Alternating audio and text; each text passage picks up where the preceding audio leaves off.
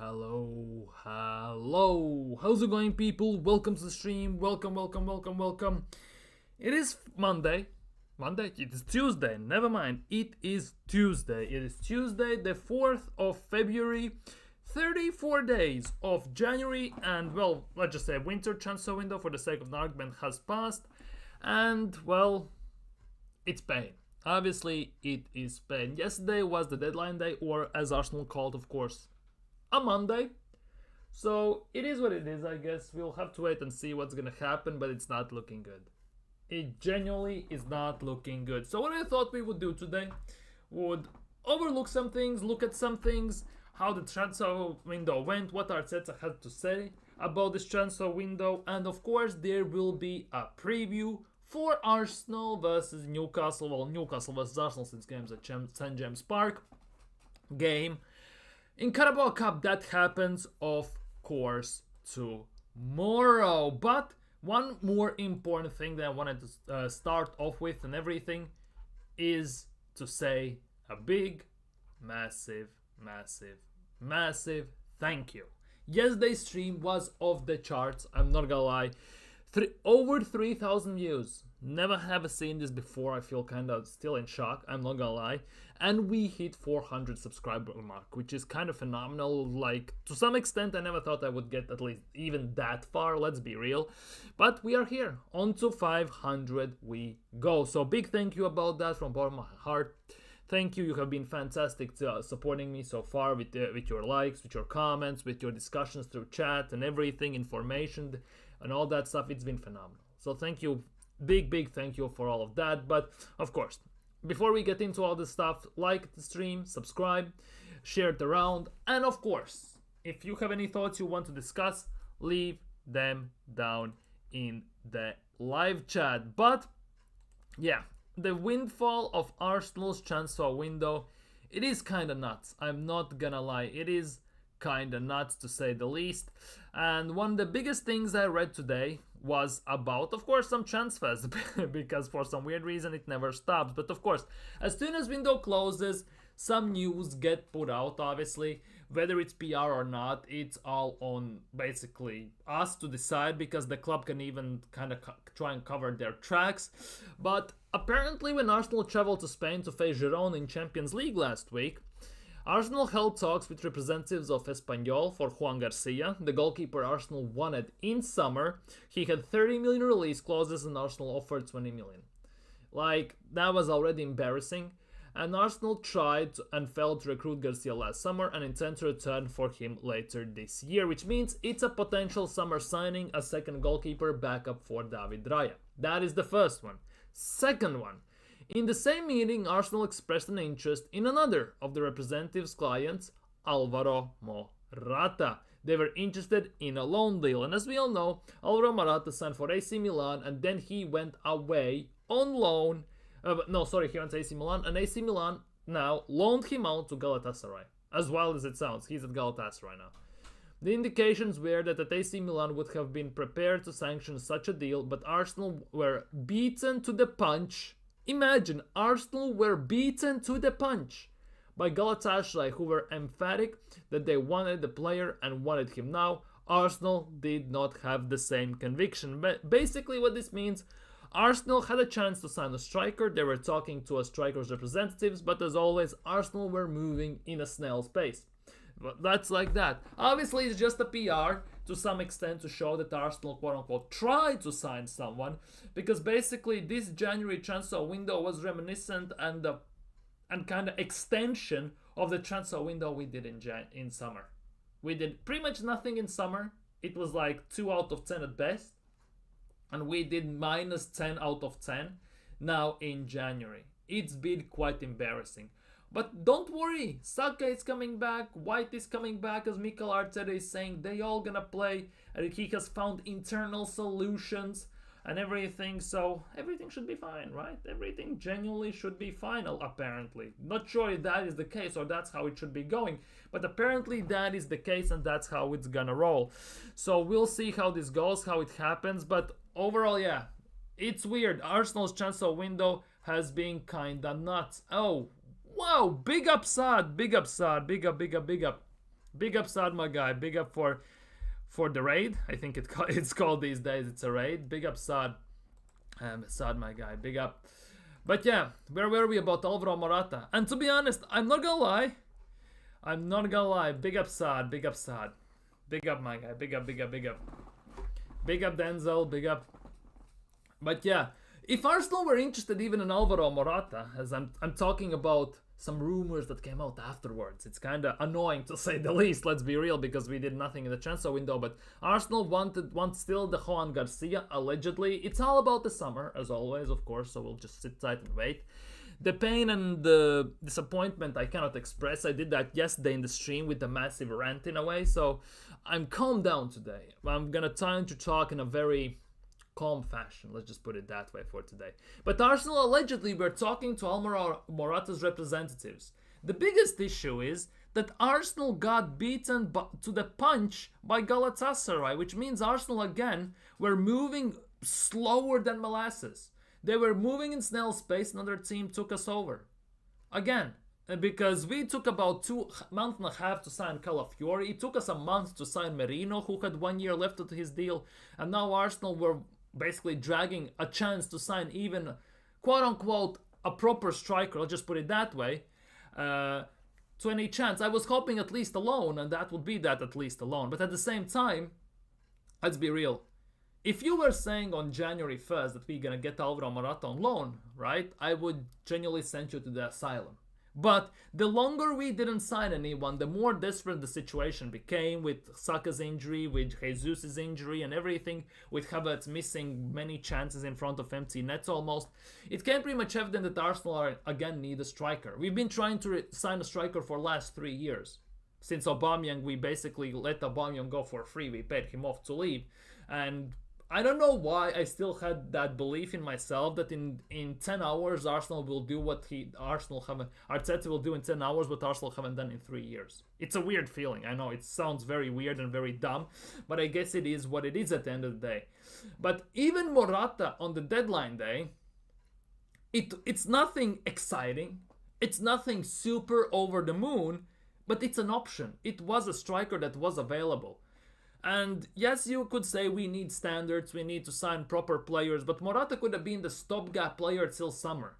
He could have been another backup that gives Havertz a rest, because Havertz plays every single game almost for the full 90, if not full 90. And with the amount of games that we still need to play, even Havertz is subjected to get some sort of a knock or injury at some point.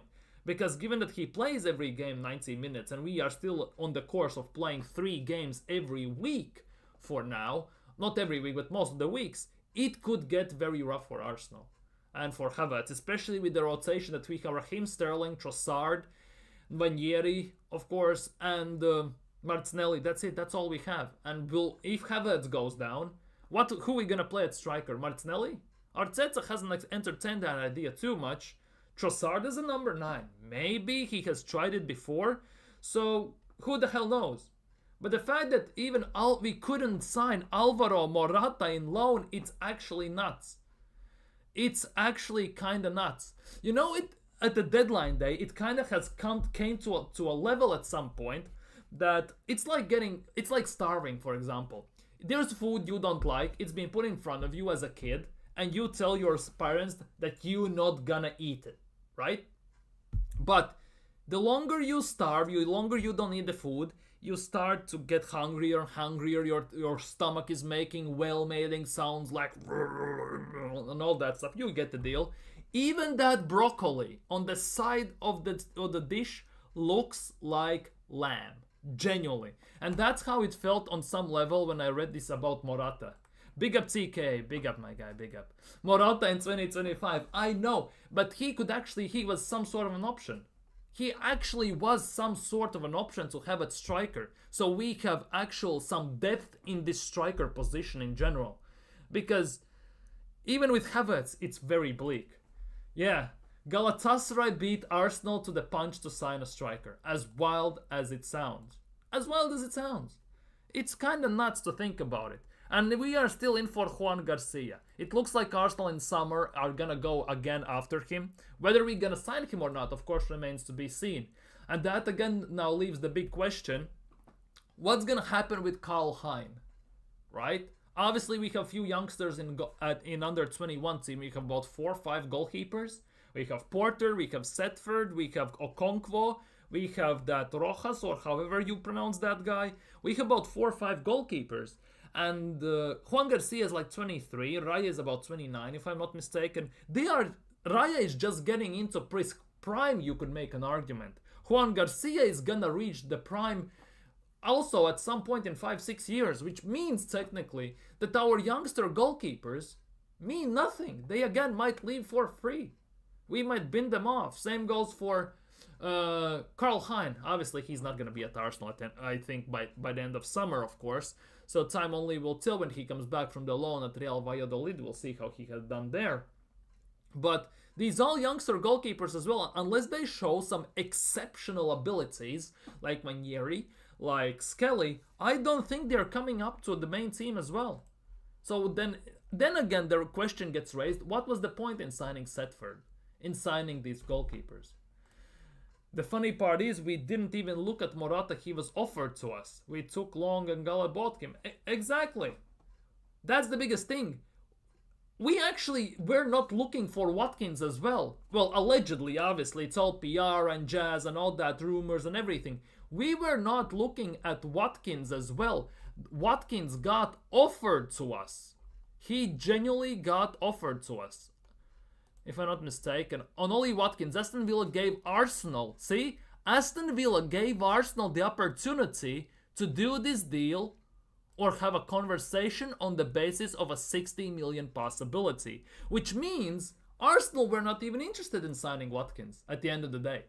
It means that Aston Villa said, well, I see you need a striker. We're trying to fit into PSR or whatever. We have Duran, we have Watkins. Both of them want to start, so we need to get rid of one of them. So we have an ability to offer you Ollie Watkins if you want him. Or even John Duran. I assume Arsenal were entertaining Duran as well, but it looks like Watkins was the priority and all that stupid buzzwords, right? So they just said, well, you are going for a title. How about 60 million? I'm gonna be nice to you, because arguably they could have even asked about 80-90 million, but since they got Unai Emery from us, they got Emi Martinez, maybe we got some basically membership discount, if that makes sense. And Villa were being serious when they suggested 60 million.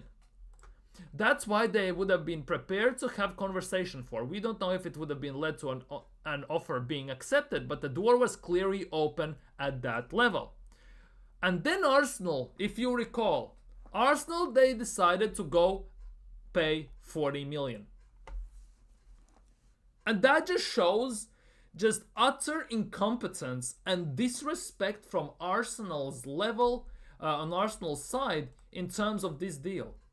Because basically, a club that is fighting for Champions League, by the way, is throwing you a lifeline in a chance to actually maybe progress further in Champions League.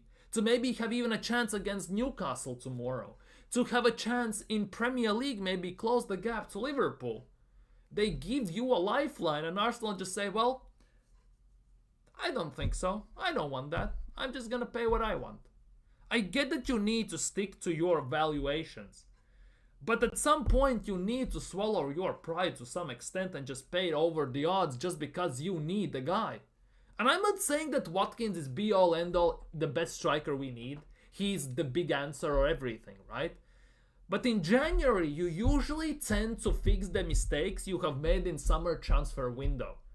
And since the summer transfer window, when you look from Arsenal's perspective, at least the way I see it, was pretty much non-existent, signing Calafiori, who's a center back, we play him as a left back. We signed Merino, the third or fourth best midfielder Real Sociedad's team overall. And then I have still over half a year in the season, I have no idea what he brings to the team. We signed those two. Then we signed Neto on loan, who hasn't kicked a ball for Arsenal at all this season besides that Champions League game against Girona.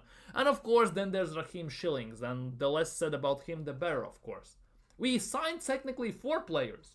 Top Gunners gave this 8 out of 10 window. I gave it a 3 or 4 if I'm not mistaken. But that was solely because based off outgoings. For signings, it was 1 or 2 out of 10. For outgoings, it was a 7.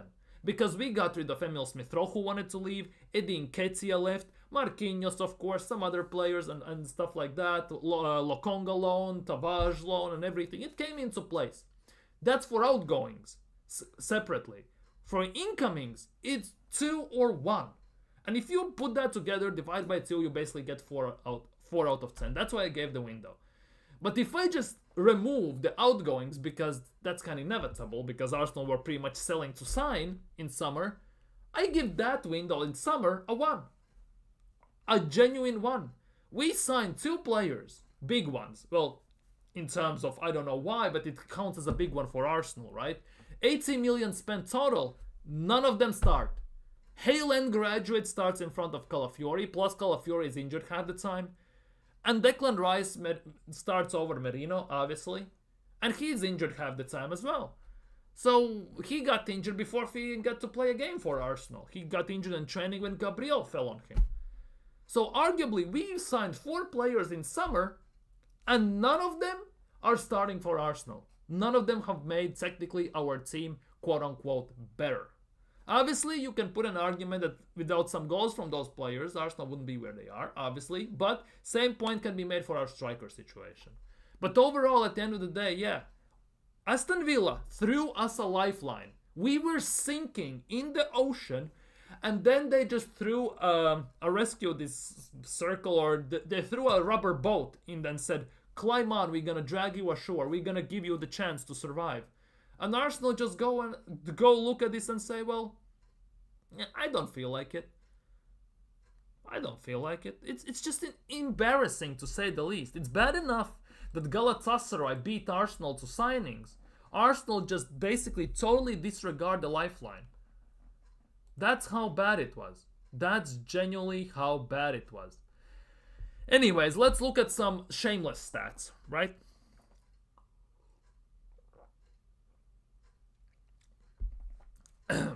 Arsenal's top goal scorers in all competitions so far this season. And this is a big one. Ethan Nwaneri on the rise, yeah, blah, blah, blah. Kai Havertz is on 15 goals in all competitions this season. I think it's 10 in Premier League, if I'm not mistaken. Bukayo Saka hasn't played for 2 months almost, that's what it feels like, and he has scored 1, 2, 3, 4, 5, 6, 7, 8, 9 goals. And he's still up there. Nwaneri, who plays very sporadically for Arsenal, by the way. He played in Carabao Cup games, right? And now that Saka is injured, he actually starts so many times. And he comes on more as a sub, which gives him more game time. He has scored 7 goals. And he has played the least amount of minutes of all of those players in the team.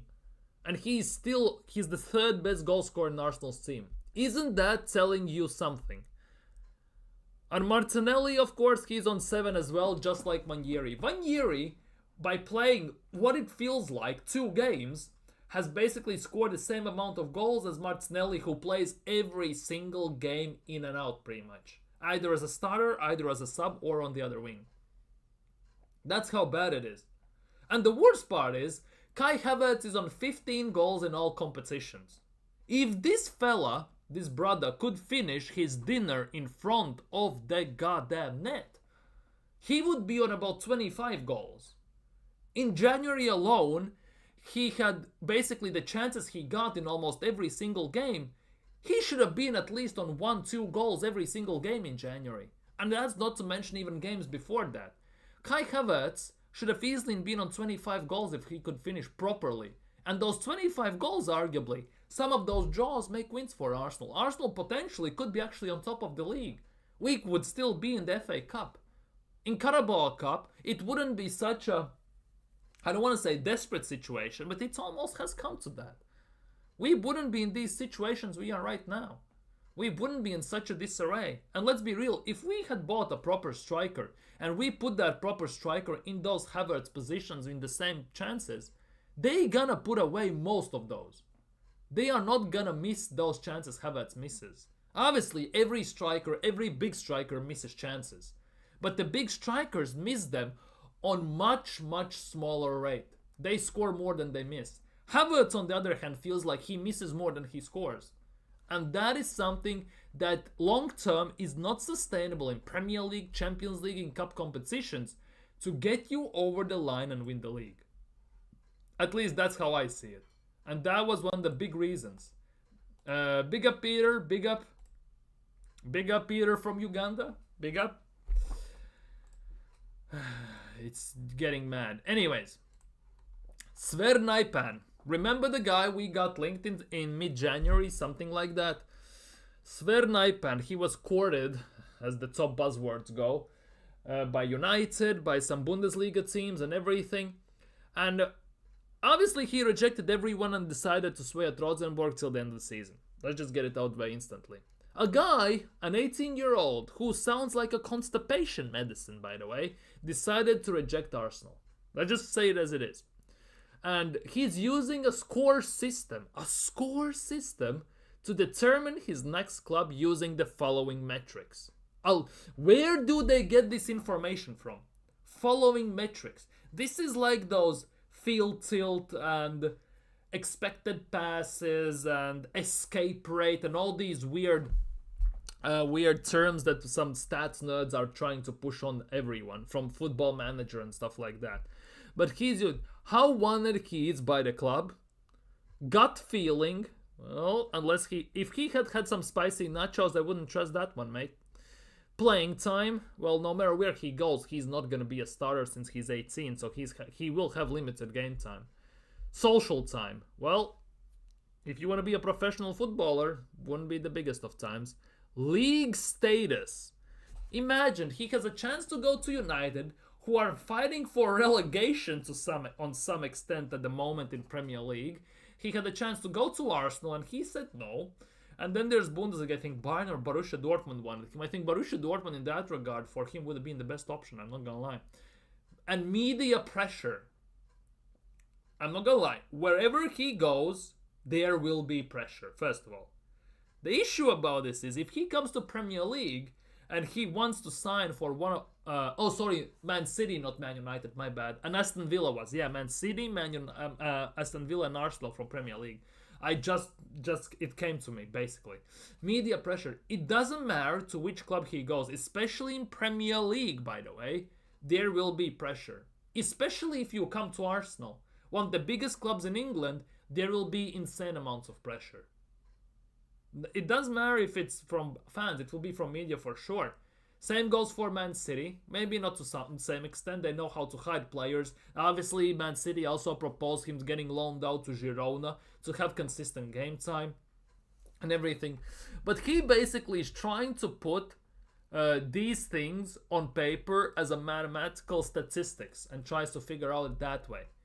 I'm just gonna say one thing. For me, not everything in life can be measured by numbers. Sometimes you have a feeling, sometimes you have a thought, or sometimes it feels right. When you know, and it feels right. And that you cannot put into numbers, because by these numbers, right, by these metrics he wants to use, it can easily say Aston Villa, right? But, for example, for him, the inside voice at the same time is screaming Arsenal, or Borussia Dortmund, or Man City. You cannot put everything down to numbers because it's never gonna work. Obviously, we talked about this future summer target and Morata loan. Now, this is a big one. According to Mirror, Jorginho has agreed, of course, to sign a pre-contract agreement to join Flamenco in the summer when his contract runs out at Arsenal, which means Jorginho, by the looks of things, 100% is going. Same thing can be applied to Kieran Tierney, unfortunately. He looks like he most definitely is gonna be moving to Glasgow Celtic, back to his boyhood club. The biggest player that's under the question mark currently is Thomas Partey, because the reports about him leaving are very mix and match. Because also the fact that in the beginning of the season he was playing decently, but wasn't at times in his best of forms. But now in the last 2 months, month and a half, he has hit quite exceptional form, I'm not gonna lie. Not gonna cap or anything, he has quit quite some exceptional role. And the fact that he does it in the midfield just shows that how much wasted he was at right back. And by the way, Thomas Partey actually is not a bad right back. But overall, That's not the reason why we have him in the team, and that's not where we must play him. Let it be real. Let's say it as it is. Let's say it pound per pound. He has to be a midfielder. He has to be a starting six. Now the big question is, and this I'm putting down to chat as well for everyone watching. Leave it down your thoughts in the chat. Would you extend Thomas Partey's deal for 1 year or 1+1 type of situation? 1 year plus one chance of extension. However, there is some additional clauses. He must take a wage cut because he's on 200 something grand a week, and I think that needs to be reduced a bit, at least, to like 170 or 160. Because quote unquote we have a proper six, we have a 6 which could be Rice, or an 8 which will be Rice. Allegedly we are getting Zubimendi, go figure. I still don't trust this. I'm gonna wait till summer till I'm fully convinced. That could also be the case, so he could be a 6. So that now raises the big question. Would you extend Thomas Partey's contract to 1 more year with an option to 1 year or something like that? Because the way Thomas Partey is playing currently, he's actually bossing it. And there's no shadow of a doubt, when Partey is on top of his form and he can avoid injuries, he is fantastic for Arsenal. Genuinely phenomenal for Arsenal. And as long as he also doesn't get played at right back, let's just say it as it is. The big question is, he's now 31, he's going to be 32 if I'm not mistaken. Can he avoid those injuries?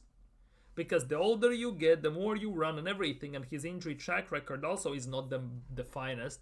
That would be for me the biggest concern as an Arsenal fan, I'm not gonna lie. And as Arsenal board as well.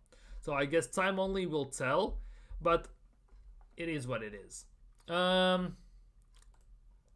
Big up, lol. Victor Rees. I'm not gonna lie, never heard of the guy. I heard some vague links from Arsenal about this guy, who ultimately at the end of the day signed for Man City. Basically, that's all you have to know. Victor Rees, right? And apparently Arsenal were initially leaders in the race for Victor Rees, but there was internal debate over the finance allocations. Mikel Arteta felt the budget should be reserved for first team emergencies, not on players who were unlikely to be difference makers. Now, budget should be reserved for first team emergencies. I would love for Mikel Arteta to come out, pause, not like that, but to come out and state what these first team emergencies mean. Is it a striker? Is it a Saka backup? Is it a backup for Odegaard?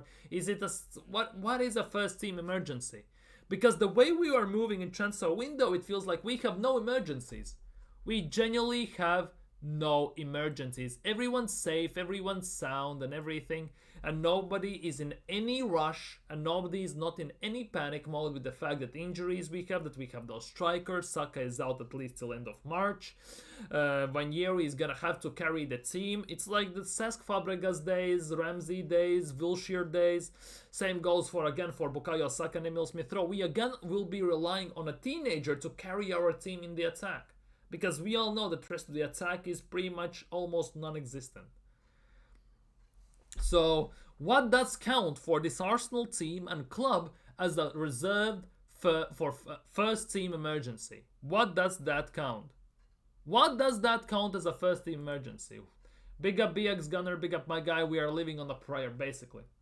Basically, day by day we live and pray that as day goes by and trainings take place, nobody loses face, nobody gets injured, and nobody just goes away. That's basically what it is, and that's what it was. And that's how we're gonna basically do this whole season right now, it looks like. But yeah, I would love to know. First team emergencies. Who are they money reserving to then? First team emergencies. Holy crap. I'm not gonna lie, that was kinda nuts to say the least. Anyhow, we talked about this, but some positive news for Arsenal in that regard. Miles Lewis-Skelly has been said to be called up to the England senior team by the new manager Thomas Tuchel. The German has been really impressed with the 18-year-old over the past few weeks. which is nice. Arsenal, there was a time for Arsenal, obviously, when we didn't have any England internationals in the club. We were lucky if Oxlade-Chamberlain went with the team, right? Because Wilshere was always injured and we had almost nobody else. But now Arsenal have actually quite a few. We have Ben White, who looks like he might be back on the cards. We have Skelly, we have Rice, we have Saka. We actually have a few English players we can actually get called up. Well, all of them, let's be real. The big thing is, as long as we have players to rotate with in terms of Miles Lewis-Skelly, because if he is gonna play every single game and he's gonna play for England every single game, that's not something I'm gone too excited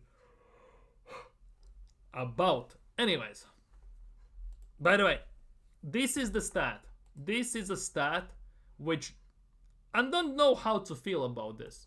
Manchester City spent more money in this January transfer window than every other Premier League side combined. So basically, one team spent around 200 million, if not more.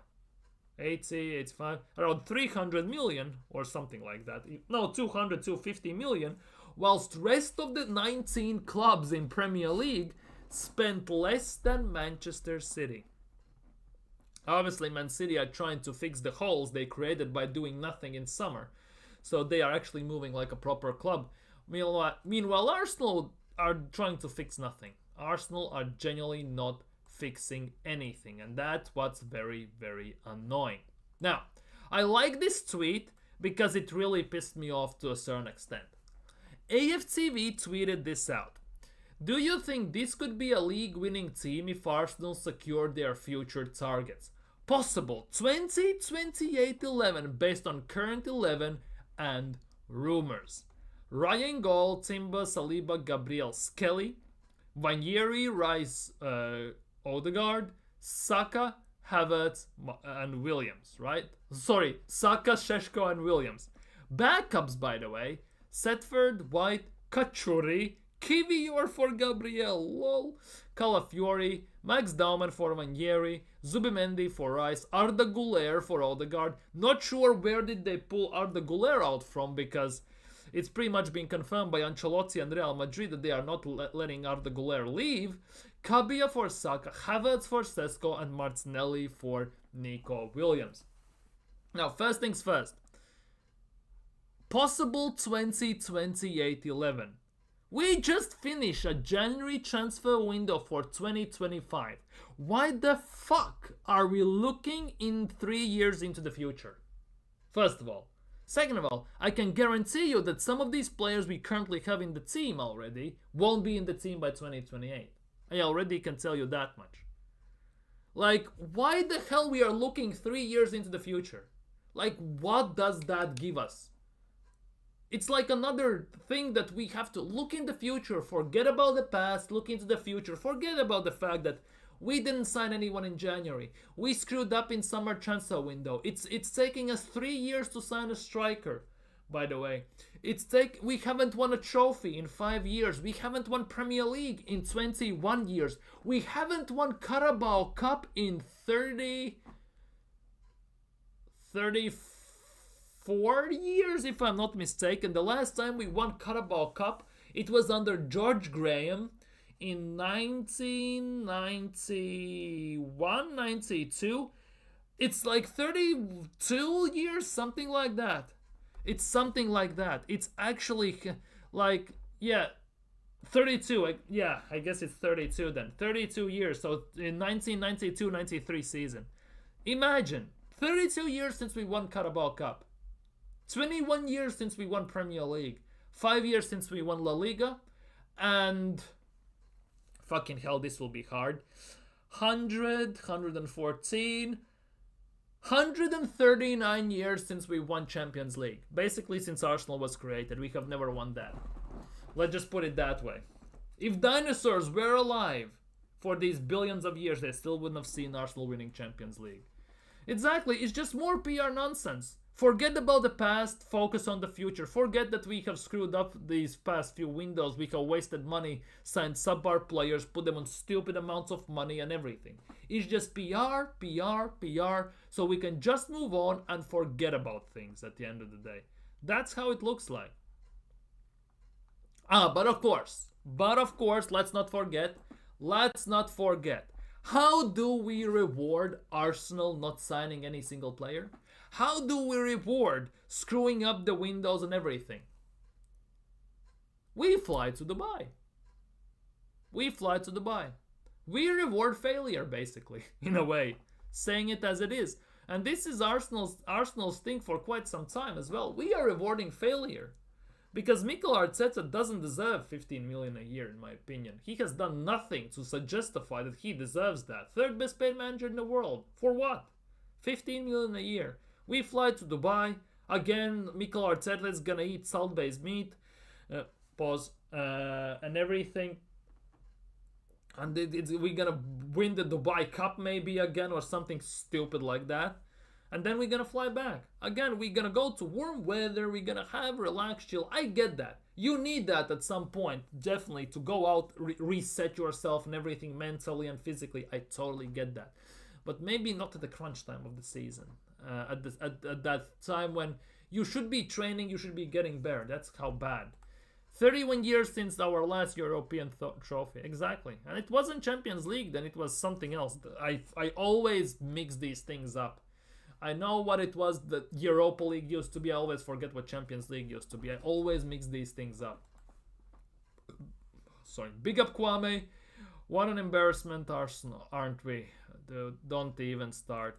Yesterday's stream was actually nuts. Yesterday's stream with that was absolutely nuts. The rants, the chat, the thoughts, everything, by the way. It was insane yesterday, by the way. If you are here from yesterday as well, big up to you. Phenomenal numbers. Genuinely, I'm still in the shock. I'm not gonna lie. I was looking at this and I couldn't believe it. Over 3,000 views. We hit 400 subscribers. Over what else was there? Like comments, likes, everything just genuinely off the charts through stratosphere. Big up to every single one of you. Big up to every single one of you. The 1994 Cup Winners' Cup. The 94. That's 31 years. 31 goddamn years. Like, make it make sense. How is this club accepting all of this? I understand that under George Graham, even before that, forgot the name, brains, and under Wenger and everything, we won trophies. We won Premier Leagues. We won FA Cups and everything. We won everything almost. We almost won even Champions League until that. Well, I'm not gonna get into that one, of course, because that hurts still to this day. I'm not gonna lie. One of the things Thierry Henry kind of pissed me off about. But yeah. But overall, yeah. Obviously, since we left Highbury, Arsenal's soul pretty much has been left at Highbury, and the club as a name just exists in Emirates. And since then, we have won just FA Cups here or there. We have 14 FA Cups. 14 FA Cups. Man United have 13. As much as awful Man United are in the league, they are still in the FA Cup. They still have a chance to win it. Let's be real, if you're in it, you can win it, technically speaking. Well, maybe not Man United given how they play, but you never know.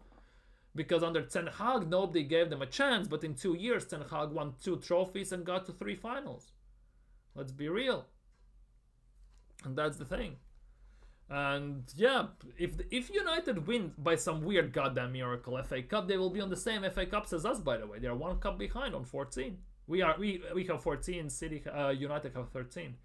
I'm so sorry I wasn't able, but Robo, we shouldn't be surprised we won. Dude, it's just, it is what it is. To some, we cannot accept this. We cannot. But we can show our display. We can protest. We can banners. We can obviously stop. Nobody's gonna stop going to games because biggest revenue that Arsenal get is from the fans, and not as much from the fans, hardcore fans, but more from the tourists that fly specifically to certain games, buy the boxes for 20,000, what it feels like, and everything, right? And of course, that comes together with merchandise, food in there, and everything, right? So that's not going to change. We can only protest, voice our opinion. And I don't think Cronkies are willing to sell as well, obviously. Stan said he didn't buy Arsenal to win trophies, and then he threw basically the club on Josh. Josh said be excited, and we are very excited currently, aren't we, guys? Or girls? Or unicorns, non-binary, or however you, she, her, it, whatever, however you basically identify as, pronouns and everything. But yeah, Josh said be excited. We have a painting outside of Emirates specifically for Cronkies. How embarrassing is that? Like, how embarrassing is that? Let's be real. I guess it is what it is. Arsenal are an embarrassment. All for PR, all for money, nothing for in other ways. Dubai won't change a thing. That's the biggest thing. Dubai, people say Dubai will change everything. Remember last year we went to Dubai trip. After that we came back and we blitzed everyone. And we lost obviously in the process to Aston Villa 2-0 at home. But we blitzed everyone. And everyone's saying we're gonna go to Dubai and we're gonna do this again. You think so? The Cronkies don't care at all. They enjoy this because their only thing... Exactly, all they think about is money. Arsenal make them good money. Basically, Arsenal are like the cash cow for all of their other franchises. You know, your MLS, Rapids, your Nuggets in NBA, Avalanche in NHL, and whatever is lacrosse team or golf team, whatever they have. The other one. But yeah, Arsenal are flying to Dubai after Newcastle game. By the looks of things. Arsenal, of course, are flying to Dubai after the Newcastle game. Big up Nathan. Big up Nathan, my guy. Big up. I want to show something, Nathan. Want to see this? Wait, where is it? Wait. No, it's in the likes. Nathan. Where is it? Two things. Arsenal didn't sign Watkins, right? We all know that. Reasoning. Aston Villa gave Arsenal the opportunity to do this deal. By the way, Aston Villa threw us a lifeline. They wanted 60 million. Arsenal decided to offer 40. That pissed them off. We didn't sign him. And the other one is, which is even crazier than this, by the way. As weird as it sounds, it's even crazier than this. AC Milan would have been prepared to sanction a loan deal for Alvaro Morata to get in a striker. To loan in a Morata until the end of the season, right? But Arsenal were beaten to the punch by Galatasaray. We do business so long, it's actually mad. On a loan deal, Alvaro Morata for 6 months, 5 months, I would take him. I'm not gonna lie. As a stopgap, like seriously. But Arsenal were taking so long to discuss everything, right? That Arsenal were beaten to the punch by Galatasaray. The question is, how did this conversation go about? It's not like there's no technology these days. Like seriously, you can WhatsApp, you can call, you can Skype, Zoom, Discord. Whatever you want, you can do it. It feels like Arsenal are basically doing business via courier pigeon or something. We have Edu's notepad in charge at the moment, so it's like it's like 50 Cent and Justin Timberlake, like, so I'm tired using technology and all that stuff, you know? Like, it's so weird how we got beaten to the punch by Galatasaray. By Galatasaray. They already have Osimhen. What do? They sign Alvaro Morata. They need Morata as well. Like, what are we doing here? Like, were they playing rock, paper, scissors to decide, do we go for Watkins or do we get Morata on loan? And then Morata, for example, won. And I don't know, Arteta said, no. You put your rock before I put my scissors. So let's do this again. And while they were arguing, basically Galatasaray signed him up. Like, what was the reasoning why we didn't sign him? Like, seriously, what was the reason why we didn't sign him? And of course, tomorrow is the Newcastle game, so we're definitely gonna look at this, by the way. Morata, yeah. Who's worse, Mavs owners or KSC? To be honest, since ever, Mark Cuban sold his major shares in an ownership of Dallas Mavericks, and he is not a shot caller anymore. It has basically gone down the hill pretty rapidly. Let's be real. He tried with Porzingis, didn't work. He tried, well, he fell out with Carlisle. He got traded. Then he tried with Kyrie Irving as well, and it didn't work. And now basically Lakers saw an opportunity. They gave away Anthony Davis, which is massive. To be honest, that will be a massive loss to some extent. At the same time, Dallas gave away also Maxi Kleber. He's not a bad player. He's gonna be decent at center. And Lakers managed to extend their franchise. Because if Luka stays, he's the next big thing after LeBron, arguably, in the league. And once LeBron retires, obviously, Luka is going to become the face of the league to some extent. To some extent. Not fully, but to some extent. And that means Lakers are going to be kept on the map. Which again means, to the same extent, that there will be more TV revenue because people will want to see Luka play. It's LA. It's Staples Center, let's be real. Like, there's all the pros and less of the cons. Merchandise will sell like crazy as well. So it's kind of nuts. It is what it is. The Cronkies are guilty along with Arteta. Yes, 100%. If I look overall at this, right, I blame Cronkies since 2006 when we moved to Emirates. If you get what I mean, you get what I mean, right? And more specifically, I blame them since 2018 when they got the full ownership, right? But overall, if I look this more in a narrow time frame, right? Since Arteta became an Arsenal manager, first things first, 30% is on Kroenke's hiring this dumbass, first of all, right? Rest of the stuff is pretty much solely on Mikel Arteta, isn't it? Because Kroenke's have given him the money, the funds, to sign the players. Yet he has signed about 20 defenders, 55 left backs, 16 goalkeepers, and no attackers. The attackers Arteta has signed whilst being at Arsenal generally is criminal. Marquinhos, Willian, Trossard, and Jesus. 4 players. That's it. That's all the forwards Arteta has signed while being at Arsenal. Or 5. It was 5, I think. But yeah, only 5 players. And none of them are a distinct striker. None of them are proper backup for Saka and everything. And let's be real, you wouldn't spend 80 million on Mudryk if you didn't think Martinelli at the time wasn't good enough. Which means he had the reasoning to replace Martinelli already 2.5 years ago. Well, 2 years ago. Let's be honest. Then he tried to sign Nico Williams. He's still on fire, as the Athletic are saying, of course, and Fabrizio Romano and everything. So he's gonna try to replace him again. So definitely one of the left wingers is gonna go. Who?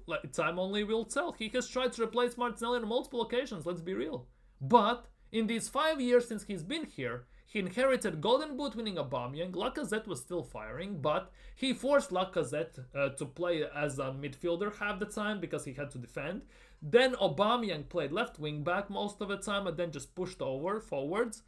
Aubameyang single-handedly pretty much gave Mikel Arteta the FA Cup. But after that, he binned off Aubameyang for free. Lacazette got binned off. And we are waiting to sign a striker for 3 years. A club that was used to known for phenomenal strikers, by the way. Anelka, Adebayor, Thierry Henry, of course, Dennis Bergkamp, Van Persie, Ian Wright, Kevin Campbell, may he rest in peace. And I think it's Kevin Campbell's birthday today, so happy birthday as well to him. But yeah, and now we have a striker Kai Havertz. How we have fallen from the grace this hard, I have no idea. Osman could have been our player. True. We could have signed anyone. We could have signed quite a few strikers.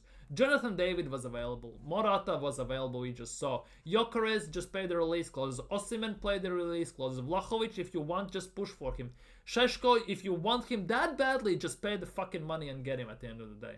There were strikers available, let's be real. We just decided not to sign one at the end of the day. Even Ollie Watkins. Not to mention summer, when we had a chance to sign Ivan Toney. And we didn't.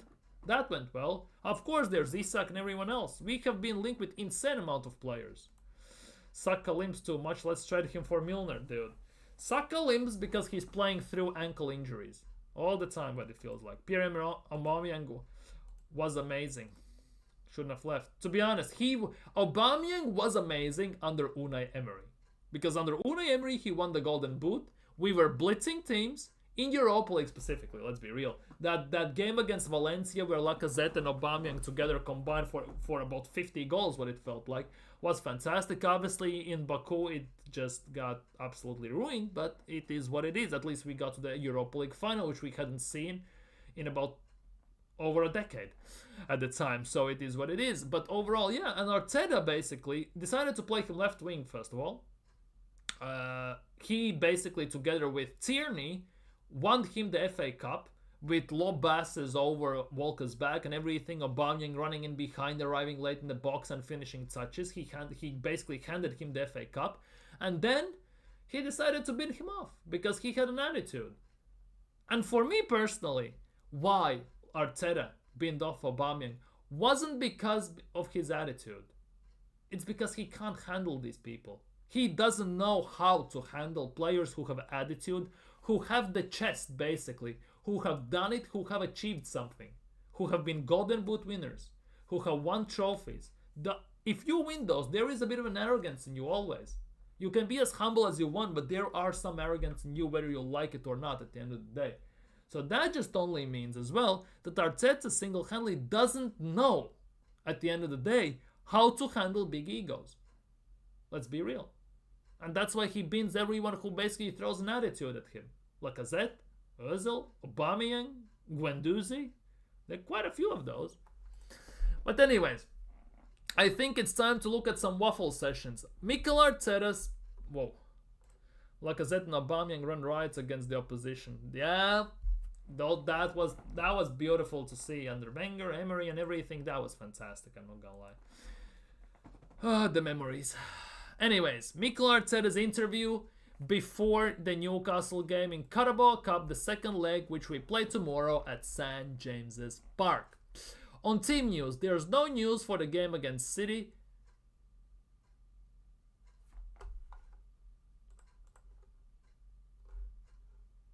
Before he head up to North... Oh, I get it. I thought like something screwed up because he mentioned City. My bad. There's no news for the from the game against City. Ben White's still out. Hopefully after the break he will be back. Saka not yet. Saka won't be back for a month at least. On if Bukayo Saka could be back in March, I don't know. That means he's not. No, translating Mikel Arteta, or he's gonna force him back, play whilst injured. One of the two. On the mood in the camp ahead of the semi-final, the next step is a final in Wembley, so we know how big that is. And you can feel it straight away. Always feeling something. The boost the game against City gave us the manner we won it, and the fact that it's the game in the fact that it is a game in the competition where are closest to the final, so we are going to give it a real go. So I want to see proper attacking, expansive football like we played 2 years ago. No excuses. On having put work into transfers that may help us in the summer. Why about summer? Why? Why are you asking about summer? Why you don't ask? How comes you haven't done your job in November or December so we can sign someone in January? Why don't you ask on having to put into work that may help us in the winter transfer window? What, for example, why we didn't sign anyone in January? How about questions like that? Why we are already focusing on summer? It's all about PR. So the so-called top gooners who have goldfish memories and attention span of a TikTok brain, where you can see 3 seconds of a TikTok and you just scroll and scroll and scroll and everything, who cannot focus for longer, just think, well, let's forget and let's just move on. But you cannot forget. The past is what makes you who you are today. And there are long and shredding evidence how shit Arsenal are under Kroenke's. Long and shredding evidence. But yeah, why always about the summer? How about January, huh? Had a clear intention, it is always window to open, explore opportunities. Well, you didn't sign anyone, so what opportunities did you explore? On Newcastle being a bogey team, I don't know that word. I didn't know that word. Well, cool. The more you know. Live and learn. They're a very difficult team to play against, and there have been different games. We beat them at home last year in a good way, and obviously this season has been different too, very different games as well. It's another opportunity in front of us, big one to get. You see, you chat shit about these home games when we tend to do good against them, but in the cup we lost against them, and when we go to St. James Park, we basically do nothing almost ever. Last two games at St. James Park, we have had one shot on target in 180 plus minutes. So it doesn't fill me with too much confidence, let's just put it lightly, that we gonna blitz them by 3-0. And let's be real, to even get it to extra time, we need to score 2 goals without conceding, or score 3 with conceding only 1. Can we do that? Who knows? On who his bogey team was a player. How does that relate to January transfer window or Newcastle game? Huh? On Arsenal not winning the League Cup since 1993. Here we go, 1993. CBX Gunner, we were somewhere near there. I said it was 91, 92, you said 93, 94. Almost got there on time. In the domestic cup, we have an unbelievable record, but historically the League Cup has been difficult and tough, so it's a good opportunity to make history. Well, unless you crash and burn out. Last summer window was a calamity. We shouldn't expect anything this. That's the biggest thing. We basically spent last summer, right, to prepare for January, which we used to prepare for summer. So basically, summer transfer window in 2024 was used to prepare for the summer transfer window in 2025. Because we have made, in 2 transfer windows now this season, cumulative profit of 10 million. Which club that goes for a trophy operates in such a level? 10 million profit. On not getting a striker and being confident that we can score the goals we need against Newcastle. Here we go, some proper question for a change. There are 2 separate things. One, I think we'll walk. We talk very openly from my side and the club perspective about the intention to improve the squad if we have the capacity to do it. That is lies. First of all, we had 50 plus million to spend this January and we didn't spend it, because otherwise there would be no reports of us wanting to Zubimendi to join now, unless that as well was a PR stunt to make top Gunners and Arsenal fans basically calm the fuck down. One of the 2. Then most importantly, to keep improving the team, yeah, blah blah blah. On if he gets nervous in a semi-final as a manager. Yeah, he's breaking it every single time. Whenever he concedes, he has deer in headlights look. I don't think that's a word excited for sure. We are lean, hungry, and enthusiastic. Lean, mean, hungry fighting machines. Because we are very close to playing in a final and hopefully we can achieve it tomorrow. Are you annoyed we failed to get a striker? Bro, I'm annoyed we haven't signed a striker for 3 fucking years and I have to watch this donkey Havertz up top all the time. That's what I'm annoyed about. I'm annoyed that Kroenkes are useless owners. I'm annoyed that we have Novice as a manager. That there is no accountability for this club. 5 years without a trophy. I'm annoyed about lots of things about Arsenal. We haven't won the league in 21 years. Champions League ever. Carabao Cup in 31 years. 32 years. FA Cup in 5. Yet Arsenal fans are happy with top 4 finish. Top 4 is like a trophy, Wenger said, and they have fully adapted it.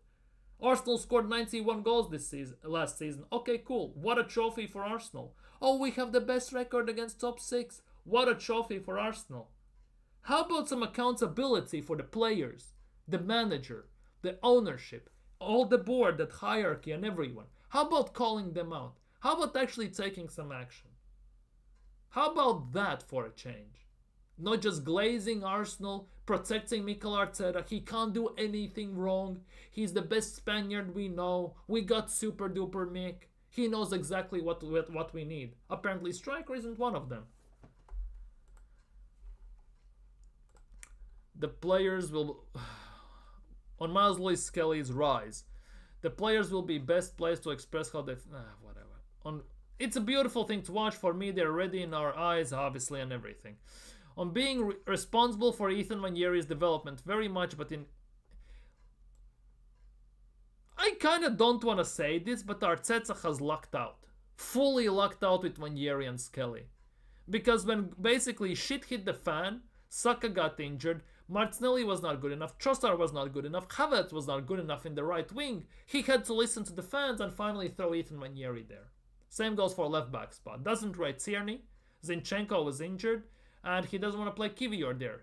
While Scalafiori was injured, so he had to play Skelly. And he basically, in my opinion, lucked out that we have such good talents on the bench that they could carry their own, and outshine the veteran players who we should actually be relying on.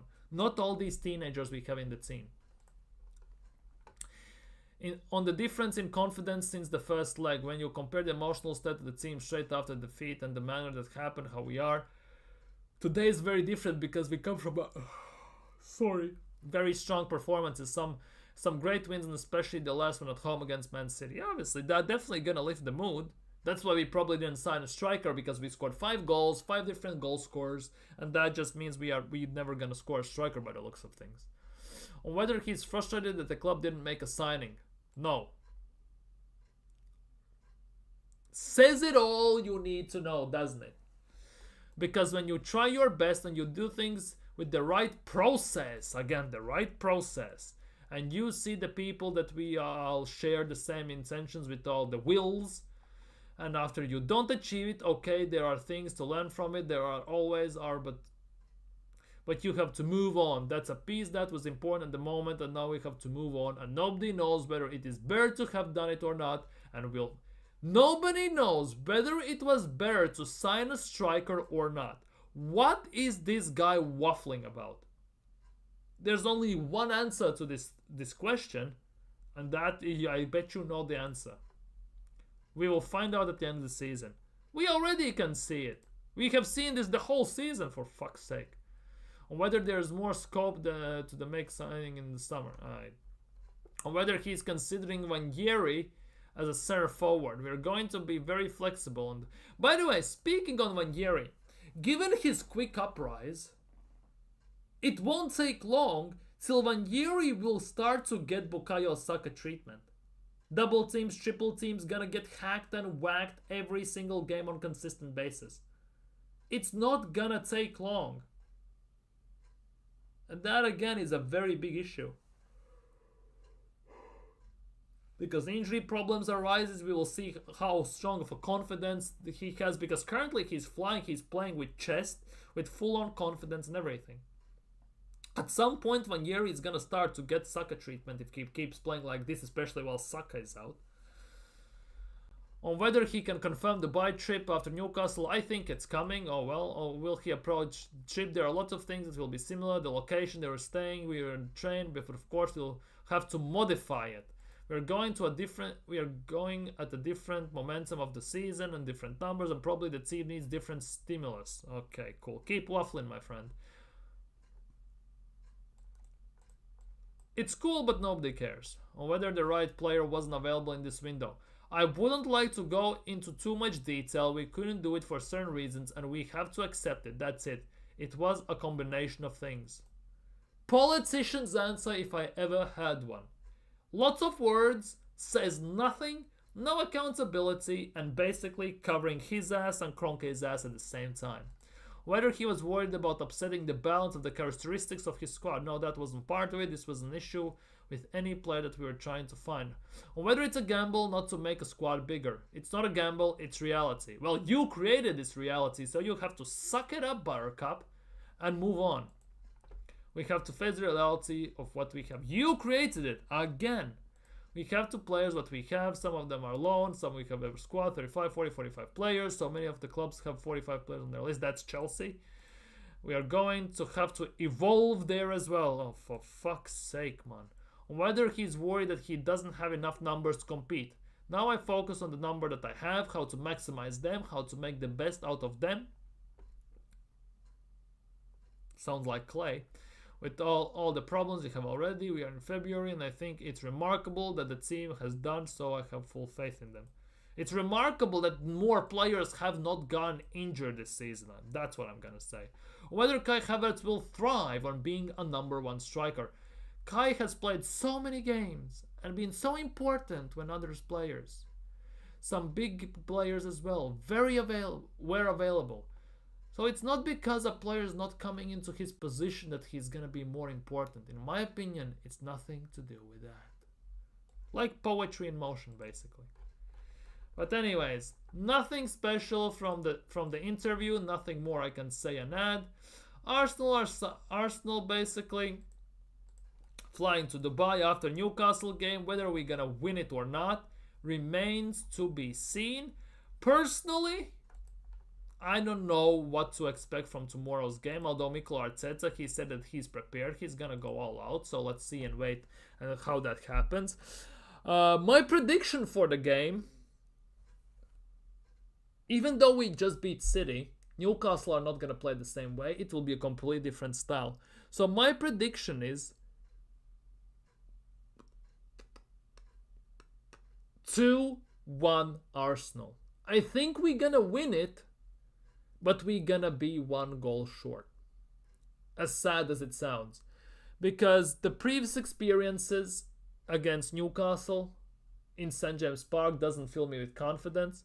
In cups as well, Newcastle are different beasts. We have seen it even in Champions League. So I'm saying 2-1 Arsenal. I think we could get the win somehow, but it's gonna be a tad bit short. So yeah, I think on that note, I'm gonna end today's stream. So if you haven't already, like the stream, subscribe, leave your thoughts down in comments below.